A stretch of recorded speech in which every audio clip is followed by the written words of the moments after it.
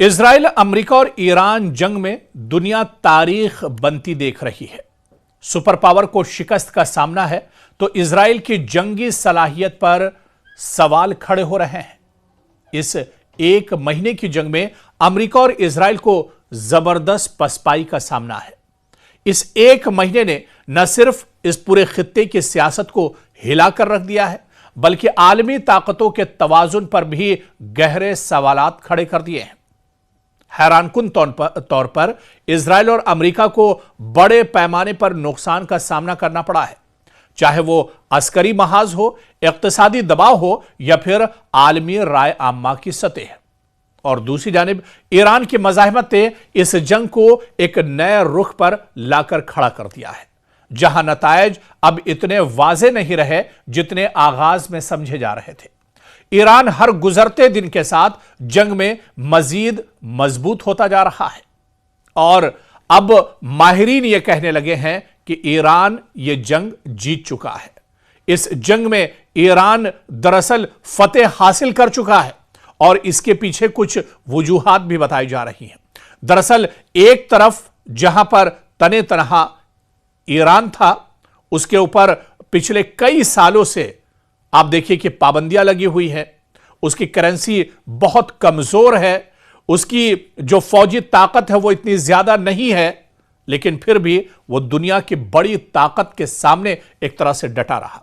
एक तरफ अमेरिका और इजराइल जैसी बड़ी ताकत और दूसरी तरफ तनहा ईरान। लेकिन ईरान के साथ जो सबसे बड़ी मजबूती थी वो दरअसल ईरान के अवाम का इत्तेहाद, उनका भाईचारा, उनकी एकता और इसके अलावा अपनी लीडरशिप पर उनका एतमाद।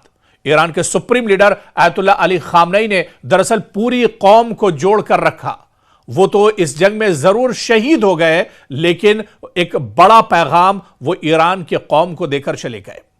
और कहीं ना कहीं अयतुल्ला अली खामनेई की शहादत के बाद ईरान एक बार फिर से मजबूत हो गया है। ईरान एक बार एक तरह से और एकजुट हो गया है और ईरान में एक तरह से और भाईचारा एक तरह से और बढ़ गया। और यही दरअसल सबसे बड़ी ताकत है ईरान की इस जंग में, जो अब तक ईरान इस जंग में डटा हुआ है। आप देखिए कि इस जंग के एक महीने में बुरी तरह से ईरान पर अटैक हो रहे हैं। ईरान में अस्पतालों को निशाना बनाया जा रहा है, स्कूलों को निशाना बनाया जा रहा है, आम जो शहरी हैं उनका कत्लेआम किया जा रहा है। इजराइल और अमेरिका की तरफ से लगातार हवाई हमले हो रहे हैं, लगातार एयर स्ट्राइक किया जा रहा है, लगातार तबाह बर्बादी चारों तरफ ईरान में देखने को मिल रही है। लेकिन फिर भी आखिर ऐसी क्या चीज है कि ईरान डटा हुआ है? ईरान की लीडरशिप एक तरफ शहीद हो रही है, ईरान के जो बड़े बड़े कमांडर हैं, जो बड़े बड़े अफसरान हैं, जो फौज को एक तरह से संभाले हुए हैं, वो शहीद हो रहे हैं, लेकिन ईरान फिर भी जंग में डटा हुआ है। आखिर क्या चीज है? दुनिया सोचने पर मजबूर हो गई है। दुनिया अब ईरान की तरफ दरअसल देख रही है और बहुत तो माहिरीन और एक्सपर्ट यहां तक कहने पर मजबूर हो गए हैं कि अब ईरान पूरे मशरिक़े वुस्ता का सुपर पावर बनकर उभरने वाला है। यह जंग जैसे ही थमेगी, ईरान एक बड़ी ताकत के रूप में एक तरह से उभरेगा। और यही चीज कहीं ना कहीं दुश्मन को सबसे ज्यादा खल रही है, क्योंकि ईरान को इस पूरे खित्ते से दरअसल हटाने का मकसद, इस बारे में और भी कई रिपोर्ट हम आपके साथ साझा कर चुके हैं कि इस पूरे रीजन से ईरान को हटाने का मकसद इजराइल का सिर्फ और सिर्फ ग्रेटर इजराइल की वजह से इजराइल ईरान को हटाना चाहता था, क्योंकि इस पूरे खित्ते में, पूरे मशरिक़े वुस्ता में ईरान सबसे मजबूत ताकत थी, या ईरान एक तरह से इजराइल के ग्रेटर इजराइल वाले मंसूबे में, मिशन में सबसे बड़ा रोड़ा था। और इसी वजह से इजराइल ईरान को हटाना चाहता है।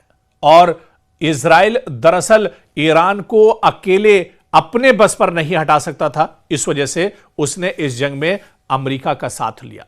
और आज अब देखिए कि इजराइल तो खुद पसपाही हो रहा है, खुद इस जंग में पिसता जा रहा है। इजराइल में बुरी तरह से तबाही हो रही है, आईडीएफ के जवान मारे जा रहे हैं, लबनान की तरफ से भी उस पर लगातार हमले हो रहे हैं, हूती जो मुजाहिदीन है वो भी लगातार हमले कर रहे हैं। दूसरी तरफ अब ईरान को, अमेरिका को भी बड़े पैमाने पर पसपाई का सामना है और उससे भी शिकस्त का सामना करना पड़ रहा है। तो एक महीने के बाद जो नतीजा है वो यही है कि यह जंग ईरान एक तरह से जीत चुका है। दरअसल जो एक महीने का हमारा तज्जिया है, एक महीने जो हमने खबरों में देखा है, जो हमने सोशल मीडिया पर देखा है, जो हमने आज तक कवर किया है और जो खबरें दरअसल आ रही हैं मशरिक़ वस्ता से, हम तो इसी नतीजे पर पहुंचे हैं कि ईरान इस जंग को एक तरह से जीत चुका है। लेकिन इस एक महीने में आपने क्या कुछ महसूस किया है? आपकी राय, हमारे जो व्यूअर्स हैं वो दरअसल हमारी ताकत भी हैं, आपकी राय इस जंग को लेकर क्या है?